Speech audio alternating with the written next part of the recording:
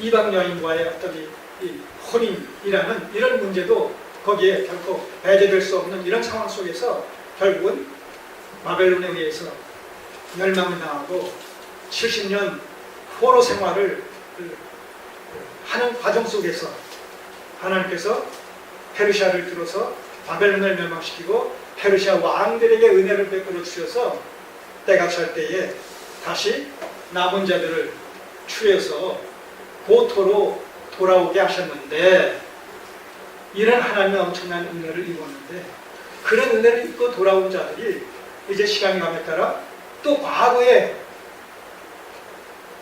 선조들이 저질렀던 그 동일한 죄를 저지름으로 말미암아 또다시 하나님의 진노 앞에 서 있다는 사실을 생각할 때 기가 막힐 노릇이다.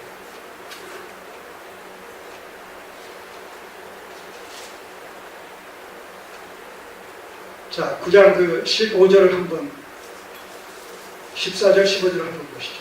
9장 기도 내용 중에 우리가 어찌 다시 주의 계명을 거역하고 이 가증한 일을 행하는 족속들과 연원하오리까?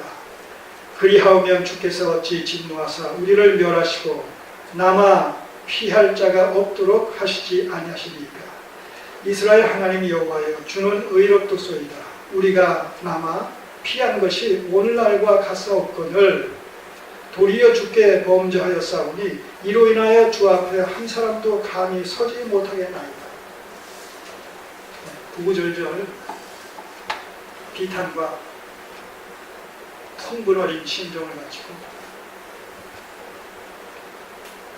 멸망을 시키셨지만, 바벨론 포로로 잡혀가게 하셨지만, 또 하나님께서 선지자들의 예언의 말씀을 응하게 하시려고 때가 찰 때에 다시 페르시아의 왕들에게 은혜를 베풀어서 그들을 감동시켜 주셔서 포로 자들 중에서 일부를 다시 남은 자로 선발하셔서 귀환시켜 주셨거늘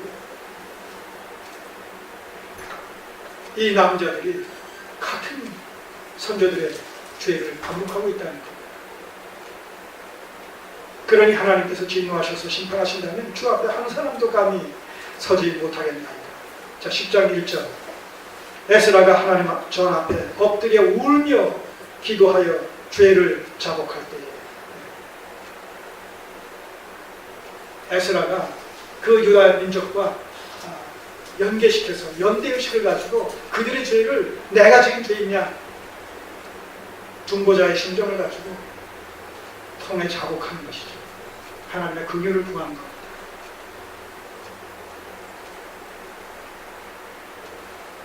옷을 찢고 수염과 머리털을 뽑으면서, 자, 이런 모습을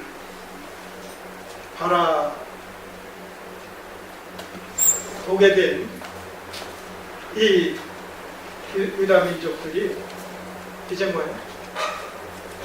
같은 심정을 회복시켜 나간다. 우리가 얼마나 엄청난 죄를 하나님 앞에 저질렀는가. 그 전까지는 그럴 정도로 심각하게 자신들이 범죄를 했다라는 이 연혼과 관련시켜서 이방 여인을 아내로 취하고 가정을 이루고 자녀를 낳았다라는 이것이 하나님 앞에 얼마나 엄청난 그 죄를 지은 것인지를 이들 스스로가 무디어진 양심에 한두 사람이 아니라 많은 사람이 그렇게 하다 보니까 크게 인식을 하지 못하는 가운데 자연스럽게 그런 분위기에 젖어들었다는 것이죠. 그러니까 죄를 죄로 알지도 못하는 가운데서 그런 일들이 점점 만연되어지는 것이죠. 항상 죄라는 그렇습니다.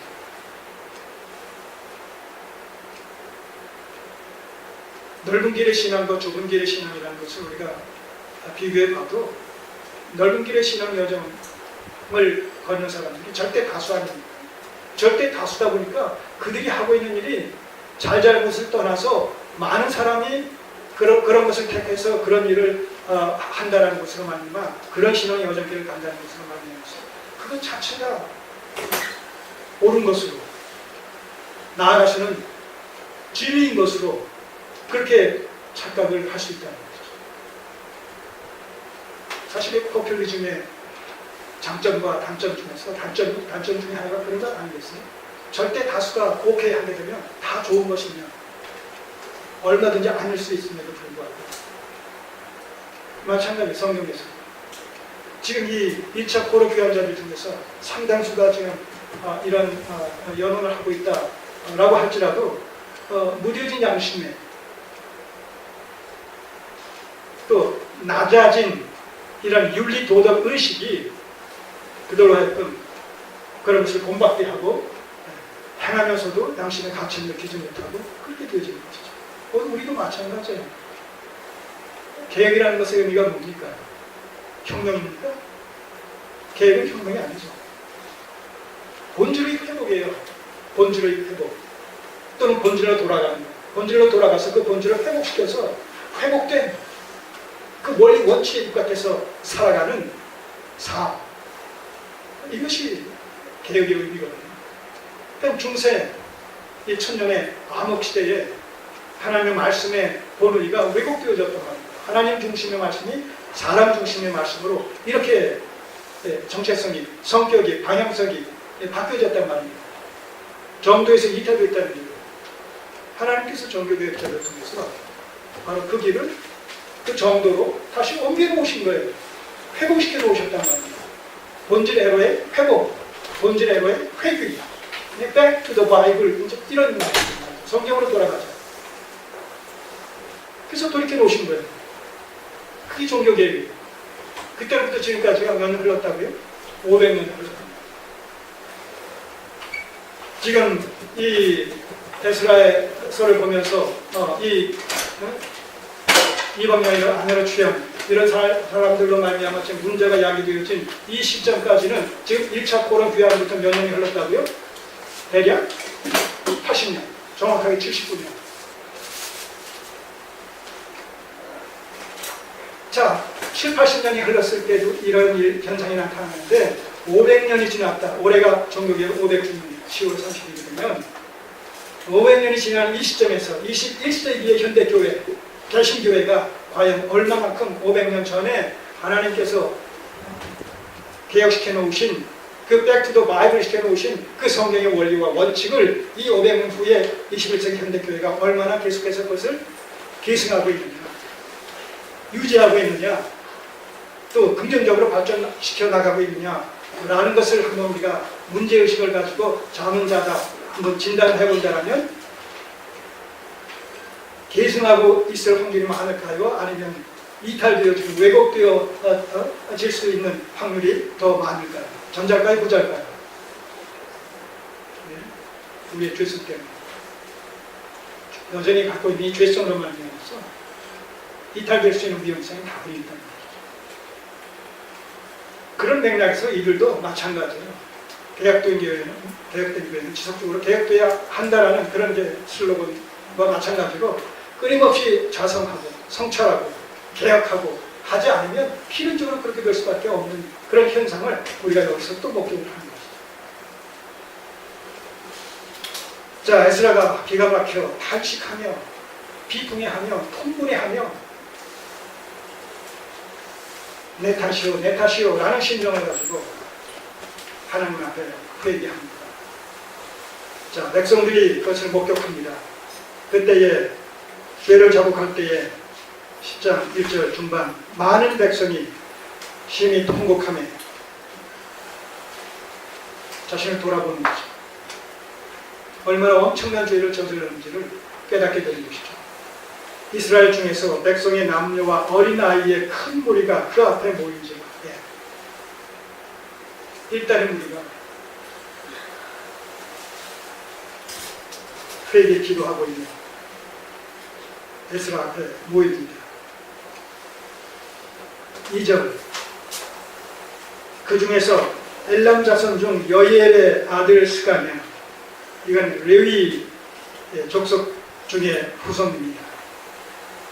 라는 이 스가냐라는 사람이 대표성을 띈 인물이죠.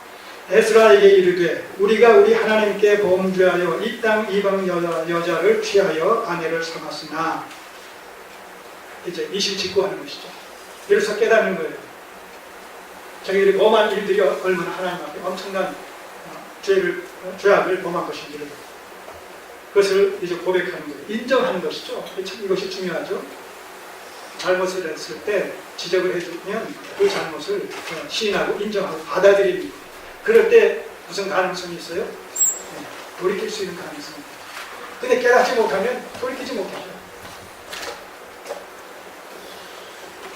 아내를 삼았으니 그러면서 이스라엘에게 오히려 소망이 있나이다. 예. 잘못을 저질렀다고 하면서 오히려 소망이 있다는 거예요. 그것은 뭐냐? 그 잘못을 깨달은 데서부터 깨달았기 때문에 회개하고 돌이킬 수 있는 그런 기회가 주어진다는 것이죠. 그걸 깨닫지 못하면 계속 점점 더 죄악의 늪으로 빠져들어갈 텐데 이번 계기를 통해서 이 에스라와의 만남을 통해서 자신들이 얼마나 좀 엄청난 죄과를 범하고 있는지를 깨달음으로 말미암아 이제 회개하고 돌이킬 수 있는 기회가 됐으니 이것이 전화 위복의 계기가 되지 않겠습니까? 이런 맥락에서 이 대표자가 지금 에스라에게 얘기하는 겁니다. 이스라엘에게 오히려 소망이 있나니 왜 그러느냐? 곧 내 주의 교훈을 쫓으며. 네. 이제 성경이 무엇을 말씀하는지, 모세 율법이 무엇을 말씀하고 있는지, 이 이방 여인과의 통혼이 왜 잘못된 것인지 이걸 새삼 깨닫게 되는 것이죠. 그동안은 무뎌진 양심에 이 말씀에 깊이 접촉되지도 않은 상태에서 다 잊어버린 상태에서 현실의 안주함으로 말미암아 말씀과는 무관한 삶을 살았단 말입니다. 형식주의 신앙관을 가지고 생활을 했다, 종교인의 생활을 했다는 것이죠, 말하자면. 자, 그런데 이제 이런 계기를 통해서 내 주의 교훈을 쫓으며 우리 하나님의 명령을 떨며 준행하는 자의 의논을 쫓아서 이 모든 아내와 그 소생을 다 내어 보내기로 우리 하나님과 언약을 세우고 하나님 앞에서 약속하겠다는 것이죠. 다짐하겠다는 것이죠. 그렇게 하겠습니다.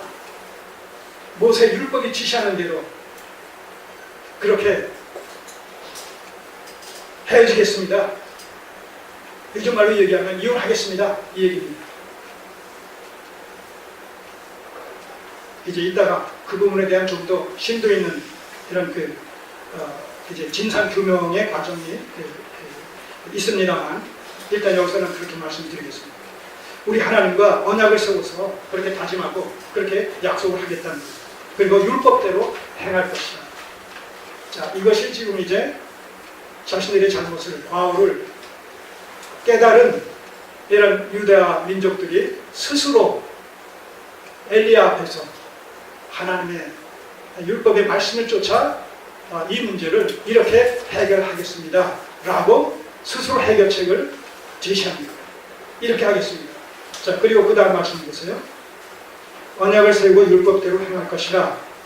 4절 이는 당신의 주장할 일이니 바로 에스라 제사장이시여 당신이 원하는 게 이게 아닙니까? 이렇게 되기를 원하는 거 아니겠습니까? 바로 이렇게 확인을 하면서 이는 당신의 주장할 일이니 일어나소서 우리가 도우리니 힘써 행하소서. 자, 우리가 이걸 이렇게 뒤쫓아서 행할 테니까 이제 이 일을 당신이 주관해서 시행하시라 하는 겁니다. 자칫 엘리야가 이 에스라가 이런 일을 앞서서 만약 좌지우지하려고 했다면 백성들의 어떤 동의와 합의가 미처 이루어지지 않음으로 말미암아 무리가 있을 수가 있겠죠. 심한 어떤 반격과 어떤 그 공격이